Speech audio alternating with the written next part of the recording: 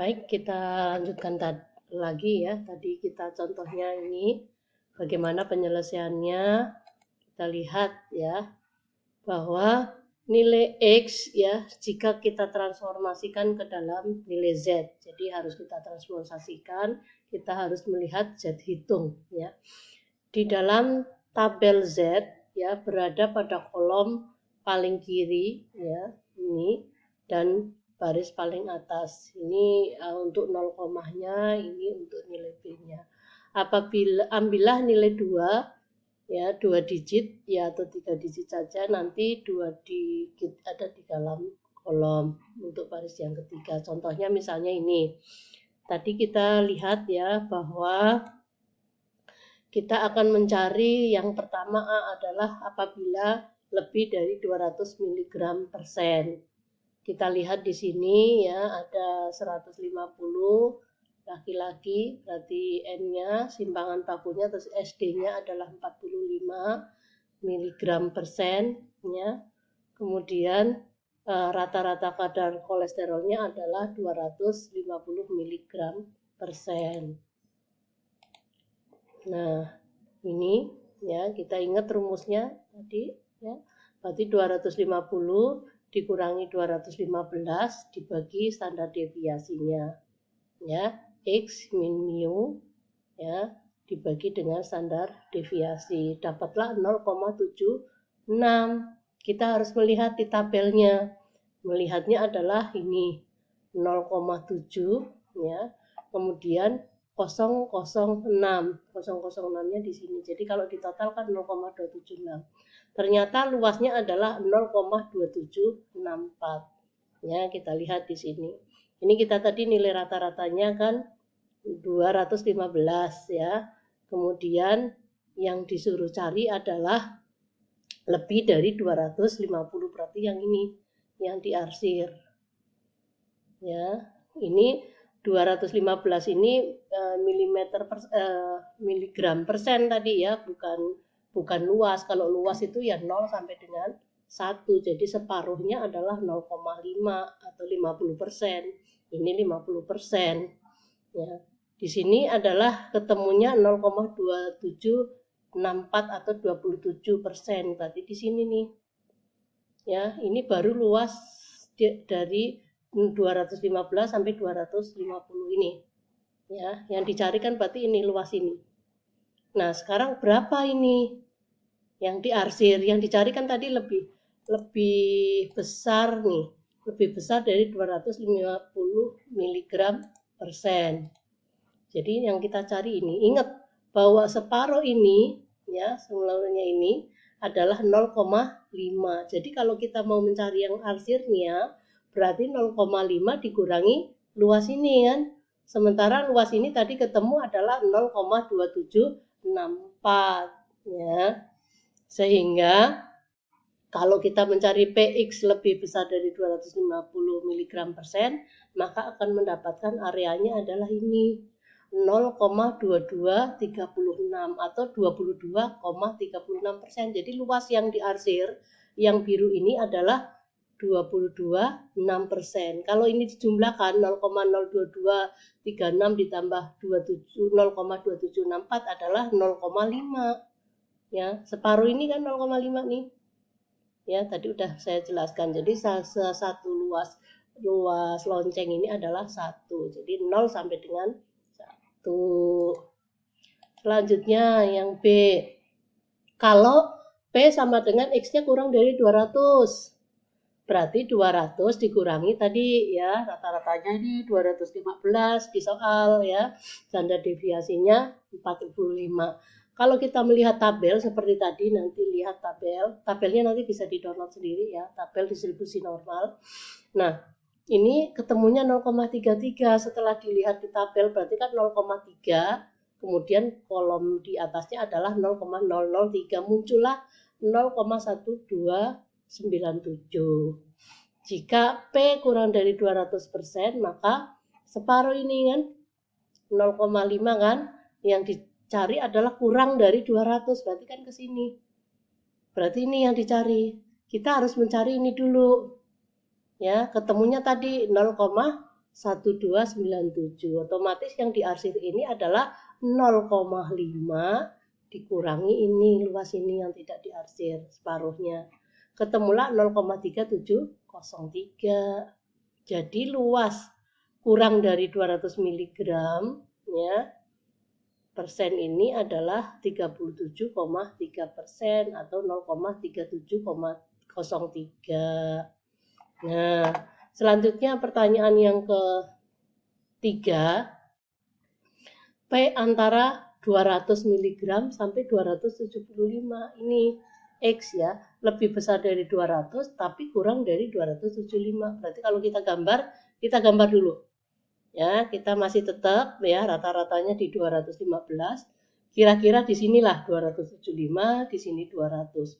Yang dicari kan ini, antara ini kan lebih besar dari 200, kurang dari 275. Berarti area ini.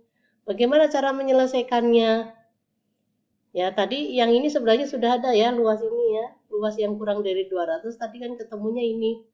0,3703 kita tulis di sini. Sementara di sini adalah luasnya, ingat 0,5, berarti 0,5 dikurangi ini hasilnya adalah ini. Ya kan? Nah, sekarang tinggal yang mencari ini 275. Ya, 275 kita cari. 275 min 215 dibagi 45 ketemunya 1,33. Di dalam tabel adalah 0,4082. Ya, jadi ini langsung karena ini yang dicari. Kalau ini yang dicari otomatis 0,5 dikurangi luas ini. Kalau ini berarti kan udah langsung ketemu. Berarti 0,482. Untuk total keseluruhan luas ini otomatis luas ini ditambah luas ini. Tadi ini 0,37 berapa tadi lupa. Nih ya. 0,1297 ditambah dengan 0,4082 ini. Jadi totalnya adalah 0,5379. Jadi luas ini antara 200 sampai 275 adalah 0,5379 atau kalau dalam persen 53%. Jadi luasnya sekitar segitu. Nah, sekarang Bapak Ibu latihan ya. Misalnya peluang mahasiswa merokok 0,2 ya. Bila diambil sampel sebanyak 8, hitung peluang ya. Tidak ada mahasiswa yang merokok ya, yang pertama. Kemudian yang kedua, apabila 2 mahasiswa merokok. Yang ketiga, kurang dari 3 mahasiswa merokok. Yang keempat ya, paling banyak 3 mahasiswa merokok. Dan soal yang kedua ini tentang tadi ya, untuk distribusi luas dari distribusi probabilitasnya ya, menggunakan rumus distribusi normal. Distribusi peluang balita menderita gizi buruk di Depok 2% ya. Bila diambil sampelnya 150 maka hitung peluang.